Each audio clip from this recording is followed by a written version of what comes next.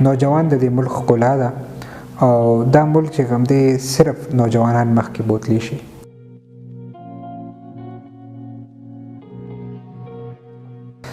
میرا نام محمد اسرار مدنی ہے اور میں international research council for religious affairs کے نام سے ایک تھنک ٹینک اور ادارہ چلا رہا ہوں جس میں زیادہ کام ہمارا پیس بلڈنگ، ریلیجیس انگیجمنٹ اور معاشرے میں مکالمے کی روایت کو آگے بڑھانا ہے.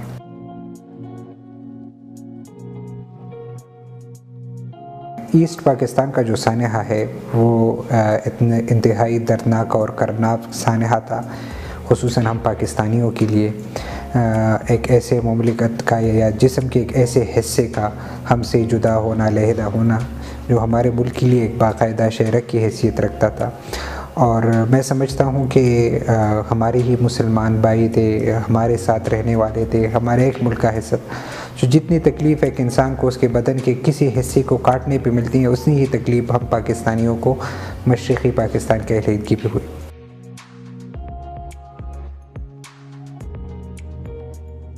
بھارت نے اس کو تیار کر کے تقریباً 50,000 لوگوں کو شدت پسند تنظیم کی شکل تشکیل دے دی.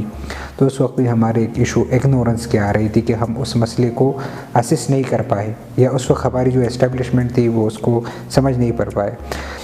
لیکن اگر آپ اس میں بھارت نے جو اب ہم جس طرح 5th جنریشن وار کی بات کرتے ہیں تو انہوں نے ہمارے بنگلہ دیشی بھائیوں بہنوں اور وہاں کے نوجوانوں کے دل و دماغ میں ایک بڑی نیریٹو بلڈنگ کی، اور انہوں نے یہ کہا کہ پاکستان نے اتنے لاکھ لوگ مارے ہیں، اتنی زیادہ وہ کی ہے، اتنے لوگوں کو نقصان پہنچا ہے. اور کسی نے اس فیکٹس اینڈ فگر پہ کبھی بات نہیں کی کہ دراصل اصل حقائق کیا ہے اور اس کی کھوج لگائی جائے. جیسے شرمیلا بوس اور جو بنگلہ دیشی رائٹرز ہیں، دی ڈیڈ ریکننگ کے نام سے جو ان کی کتاب ہے، جیسے ڈاکٹر جنید صاحب کی کتاب ہے دی کریشن آف بنگلہ دیش میتھس ایکسپلوڈڈ کے نام سے. اب ڈاکٹر صاحب کے لیکچرز بھی میں نے اس پہ سنے ہیں کافی، اور ان کی کتاب بھی پڑھی ہے. تو آپ ان چیزوں کو دیکھیں گے تو آپ حیران رہ جائیں گے کہ جو اعداد و شمار پاکستان کے بارے میں پیش کیے جا رہے ہیں، پاکستانی افواج کے بارے میں، یہاں کے اسٹیبلشمنٹ کے بارے میں یہ نہیں کہتا کہ اس میں پاکستان کی غلطی نہیں تھی یا اسٹیبلشمنٹ کی نہیں تھی یا وہاں کے لوگوں کی نہیں تھی. بالکل اس طرح کے تنازعات میں ہماری بہت ساری سیاسی غلطیاں، خامیاں، مکالمے کی روایت کا نہ ہونا اور اصل مسائل کی نشاندہی نہ کرنا اور اگنورنس اور وغیرہ بہت ساری چیزیں ہیں. لیکن یہ چھوٹی موٹی چیزیں چلتی رہتی ہیں. لیکن جو سب سے بڑی چیز مجھے یہ دیکھنے ملی کہ پاکستان کو ایک قاتل کا روپ، ایک دہشت گرد کا روپ دیا گیا، اور اس پہ نئے نسل کو کنونس کیا گیا کہ پاکستان کی صورتحال ہے. اور اس میں شرمیلا بوس صاحبہ نے خاص کر اس میں لکھا بھی ہے کہ بنگلہ دیش کے میوزیمز میں جس طرح اس وار کی ایک تصویر کشی کی گئی ہے، اس کی جو عکاسی کی گئی ہے، تو وہ پاکستان کے حوالے سے ایک بہت منفی تاثر قائم کرتا ہے.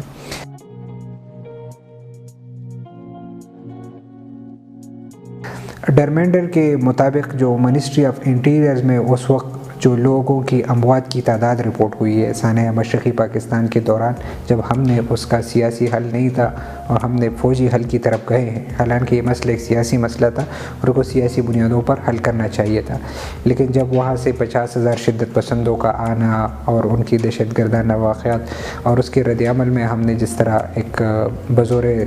طاقت یا بزور بازو اس کو کنٹرول کرنے کی کوشش کی، تو وہاں پاکستان کے حساب سے جو منسٹری آف انٹیریئر کے اعداد و شمار ہے آفیشلی وہ 2,000 لوگ ہیں کہ یہ مارے گئے ہیں اس جنگ میں پاکستان کی طرف سے. یعنی لیکن اگر آپ کہیں گے تو کہیں پر 3 لاکھ ہے، کبھی پر تو 3 لاکھ ریپس کا الزام بھی پاکستانی فوجیوں پر ہے.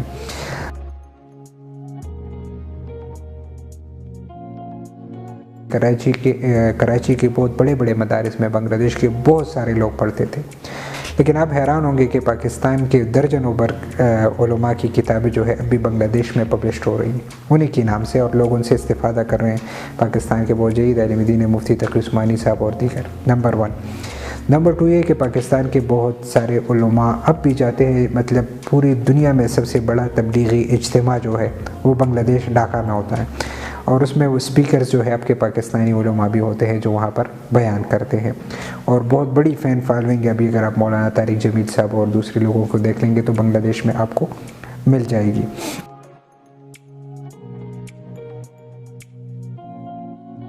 میرے خیال سے جو ہائیبریڈ وار کا کنسیپٹ ہے نا، ہماری نوجوان اس سے زیادہ اویئر نہیں ہے، بلکہ میں کہہ سکتا ہوں کہ انسٹیٹیوشنل لیول پر ہماری اتنی زیادہ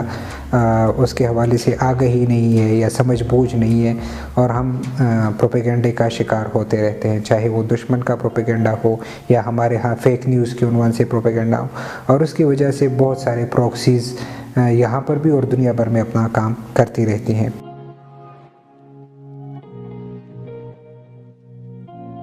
پاکستان کو جیسی بھی رکھنا ہے، میں اور آپ نے ہی اس کو چلانا ہے، تو اگر ہم اپنے اس بس کے مطابق کوئی دیا جلائے تو میرے خیال سے نئی نسل کو اس کا فائدہ ہوگا، اور اس کے لیے ہم نے کسی حکومت کا انتظار نہیں کرنا، کسی طاقت کا انتظار نہیں کرنا، بلکہ چھوٹی سے چھوٹی نیکی جو ہمارے بس میں ہے ہم نے اس کو آگے کرنا ہے، نمبر 1۔ نمبر 2 یہ ہے کہ پوری دنیا کی رینکنگ کسی بھی ملک کی جب ہوتی ہے تو لوگ اس میں انویسٹمنٹ تب لاتے ہیں، پیسہ تب انویسٹ کرتے ہیں، کاروبار تب کرتے ہیں